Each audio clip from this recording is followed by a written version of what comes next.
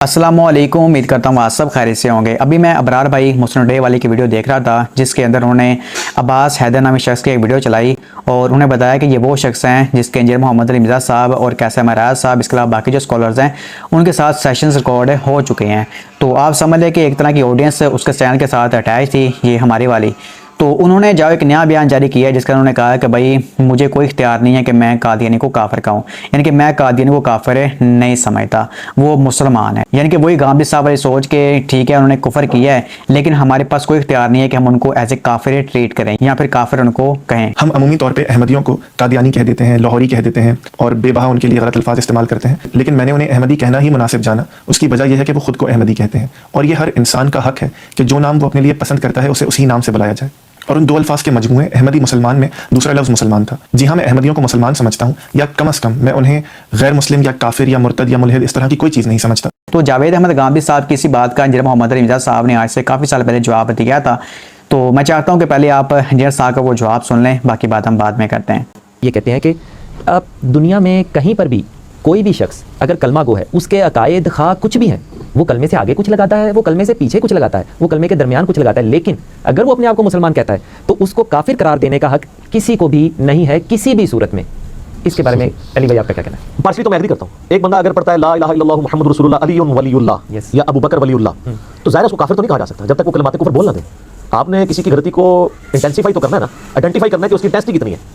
अगर वो कह देता है अली रसूलुल्लाह, तो ये आप किसी से भी पूछ लें ये कुफर है। लेकिन आप तो दो फिरकों की तकफीर करते हैं ना। हाँ, मैं उधर बाद में आता हूँ। चिश्ती रसूलुल्लाह अगर को बोल देता है या अशरफ अली रसूलुल्लाह बोल देता है, ठीक है, तो हम उन कलिमात को तो कुफर ही समझते हैं ना। लेकिन क्या उन कहने वालों को काफिर कहने का हक है? हमको ये गांधी साहब कहते हैं कि खा वो कुछ भी कहें, हमें कोई हक नहीं है। इसके ऊपर दलील क्या पेश करते हैं? इसके ऊपर वो ये कहते हैं कि खुदा के रसूल की जब यहाँ पर बेइज्जत हुई सल्लल्लाहु अलैहि वसल्लम, उन्होंने अपना इत्माम हुज्जत किया, उसके बाद हमें ये हक नहीं है कि हम किसी के दिल की नीयत का एहतसाब कर सकें।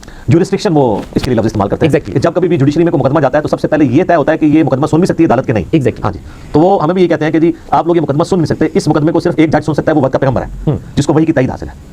अब नबी इस्लाम की मुबारक ज़िंदगी तक तो सब के पास रोल मॉडल के तौर पर आपकी प्रॉफिट की ज़ात मौजूद थी। नबी इस्लाम की वफात के बाद सहाबा किराम का एटीट्यूड क्या था ऐसे लोगों के बारे में, वहाँ से भी हमें गाइडलाइंस मिलेंगी। जी बिल्कुल। और तुम्हारे पास तो हमारे ज़िंदगी में हमने देखा है कि जब भी आप हदीस की किताबें पढ़ें, आप मुसलमानों जिनको थोड़ा सा दीन का नॉलेज है उनको ये बात पता है कि मुसलमानों के यानी शुरू के अवाइल में ही एक बहुत बड़ा हमला मुसलमानों के ऊपर हुआ, मुसलमान कज़ाब की शक्ल में। ठीक है। उसके साथ सहाबा किराम का एटीट्यूड क्या था? क्या मुसलमान कज़ाब को उन्होंने मुसलमान के तौर पर ट्रीट किया था? सहाबा किराम ने उसको मान लिया था, कत्ल किया था। मुसलमान समझ के कत्ल नहीं किया, क्योंकि मुसलमान कत्ल किया जाएगा उस सूरत में जब या तो वो शादीशुदा जानी हो, रजम की सजा वाला मामला था, या कत्ल के बदले कत्ल हो। गांधी साहब हो सकता है कहते हैं कि फसाद फिल अर्द है, इसकी वजह से उसे कत्ल किया गया। तो ये उनको बताना पड़ेगा कि ये फसाद फिल अर्द कैसे आप शुमार कर रहे हैं। फिर तो आपको हमारी दूसरी डॉक्ट्रिन माननी पड़ेगी, एक्सपेंशन ऑफ इस्लामिक स्टेट थी कि वो तो अपनी जगह था, अपने साथ लोगों को लगाया हुआ था, उसको अल्लाह से खिताब दे देते कि आप यहाँ बैठ के अपने आपको बात करो, कोई एग्जिस्ट करो।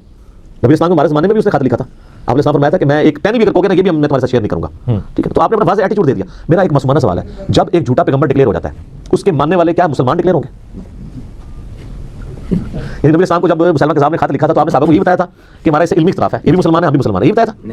या बात कर रहे हैं ये बता रहे हैं? ये जो हमसे बात करेंगे फिटिंग नहीं बैठती है, बहरहाल तकफीर करनी पड़ेगी। मेरा मौक़िफ़ ये है कि जो वाज़े मुसलमानों के एग्रीड अपॉन अकायद हैं, ऐसे अकायद जो सहाबा के दौर में एग्रीड अपॉन है, जिनमें हमें बिल्कुल वाज़े उनके अमाल से चीज़ें मिलती हैं, और जो उन चीज़ों का इनकार करता है और वो ज़ुरियात तीन में से, उसको काफिर कहना चाहिए, वरना बहुत बड़ा फितना खड़ा हो जाएगा। यही तो बेसिक इख्तिलाफ है अली भाई कि गांधी साहब कह रहे हैं कि हमें कोई हक नहीं है किसी कलमा गो को काफिर कहने का या गैर मुस्लिम या इस किस्म का कुछ भी कहने का। लेकिन सहाबा किराम तो काफिर समझते थे ना, मुसलमान कज़ाब को उनके फॉलोअर्स को उन्होंने काफिर के तौर पर ट्रीट किया ना। बहरहाल एक स्टेप में मैं इनके साथ हूं कि अगर ऐसे काफिर तौबा कर ले, उनकी तौबा एक्सेप्ट होनी चाहिए। इस मामले में गांधी साहब के साथ हूं कि गुस्ताखी रसूल अगर तौबा करता है उसकी तौबा एक्सेप्ट होनी चाहिए। ये जो बाकियों ने नामा खड़ा किया ना कि तब भी उसे कत्ल किया जाए जब तौबा कर ले, इस मामले में ये खुलफा राशिदीन से हटे हुए हैं। सही, लेकिन उन्हें काफिर करार दिया जाएगा जी, इसलिए जी खुलफा राशिदीन का ये मौक़िफ़ है। जब तक खुलफा राशिदीन से ये साबित नहीं हमें करेंगे ना कि उन्होंने उनको मुसलमान के तौर पर ट्रीट किया है, अगर ये साबित कर देना मौके बदल लेंगे, हमारे सामने लेंगे कोई बात। जी, तो मेरे भाइयों बहनों, आपने जैसा कि वीडियो देखी है तो यहाँ से बात क्लियर हो जाती है कि अगर खुलफा राशिदीन ने झूठे नबी का दावा करने वालों को एज ए काफिर ट्रीट किया है, तो फिर अब्बास हैदर साहब या फिर गांधी साहब इन लोगों को काफिर ट्रीट क्यों नहीं कर रहे, या फिर काफिर क्यों नहीं इनको कह रहे? क्या इनके अंदर खुलफा राशिदीन सहाबा किराम से ज्यादा जो अल्लाह माफिदा ईमान है? ये क्या उनसे ज़्यादा समझदार हैं? इतना ही मेरे ख्याल से जवाब पॉजिटिव नहीं बनना चाहिए जितने ये लोग बन चुके हैं। उसके अलावा मैं आपको बता दूं कि मिर्ज़ा कादियानी तो कुरान पाक का मुनकर था, यानी कि कुरान पाक में हज़रत ईसा अलैहिस्सलाम के हवाले से जो भी बातें आई हैं ना, ये उनका इनकार करता था। इस दज्जाल ने हज़रत ईसा अलैहिस्सलाम के मौजूदात का इनकार किया हुआ है और अल्लाह माफिदे उन पर इतनी गंदी तोहमतें लगाई हैं जिसको बंदा बयान भी नहीं कर सकता।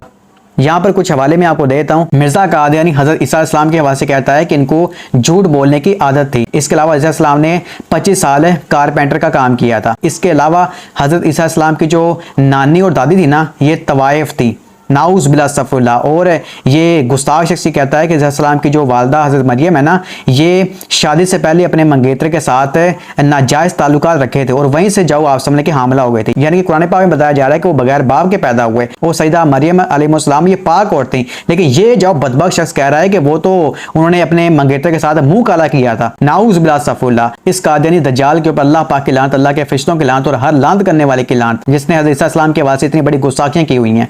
तो यहाँ से आप देख लें कि ये बंदा तो कुरान पाक का मुनकर था। तो मैंने प्लान बना लिया कि इंशाअल्लाह ताला अब हम मिर्जा कादियानी को एक्सपोज करने की सीरीज बनाएंगे। इसकी गुस्ताखियों को, दजल को, फरेब को इंशाअल्लाह ताला हम एक्सपोज करेंगे। तो ये मेरे भाई बहन मैंने आपको बता दिया है। बाकी अल्लाह पाक से दुआ करते हैं कि अल्लाह पाक हम सबको कुरान और हदीस पर अमल करके आप दूसरे बातों बचाने की भी तौफीक अता फरमाए। आमीन या रब्बुल आलमीन। अस्सलामु अलैकुम व रहमतुल्लाहि व बरकातुहू।